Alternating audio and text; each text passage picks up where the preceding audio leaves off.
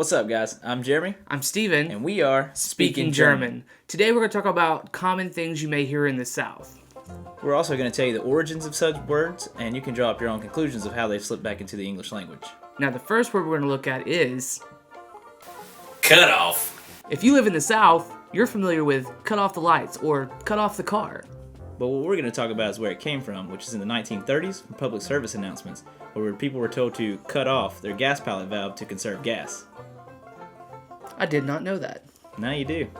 What's the next word? Fixin' to. So if you're in the South, you're used to hearing people say, I'm fixing to make a sandwich. Or when your mom tells you, hey, you need to clean your room or do your laundry, hey mom, I'm fixing to. But the fixin' to we're talking about was from the 14th century, when people would say fix, as into I'm going to set my eyes upon doing something. As in, I am affixed upon Lady Marian, or I'm affixed upon this journey. Once it made its way to the South, it turned into the term fixin' to. It's news to me. It's news to everybody. Breeches. If you're in the South, you're used to hearing, hey, put on your britches. Or, like me the other day at the hospital, sir, please drop your britches. The term actually came from the early 17th and 19th centuries. They were used to describe knee-length trousers with decorations or buckles at the bottom. Hey, I'm fixing to put on my britches. Buggy. So I'm sure we've all been down at the local Walmart and heard, hey, someone grab me that buggy, or hey, my buggy's too full. But, of course, the term buggy comes from carriage or cart. For some reason here in the South, we continue to use it for anything that you push around and put stuff in. Interesting. Maters and taters. So if you've ever been to a family function in the South, you've most likely heard, hey, where the maters, or you got any taters? Love those maters and taters.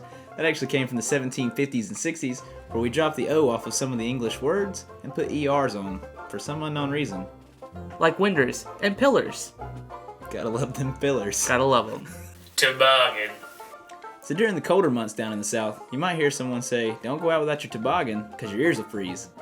First recorded in the Dictionary of Americanisms, a toboggan was defined as a sled without runners. Then eventually the term came out toboggan hat, which eventually became toboggan here in the South. It's usually like a beanie or some sort of a warm head dressing sort of thing.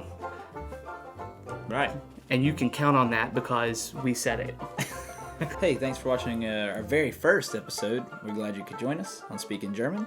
Please don't forget to go to our website at www.speakinggerman.com. Also, our GoFundMe, Instagram, Twitter, and Facebook accounts are linked there, so you can just click the easy buttons. That's right, and as a challenge for me personally, for every $200 raised, I will let Jeremy here put a piece of duct tape on my hairy body and rip it off, just for you to watch. Of course, this is only up to $1,000 because I am not going to do this forever. Can you imagine work? Oh, it would be terrible. All patchy. They call me Old Patchy.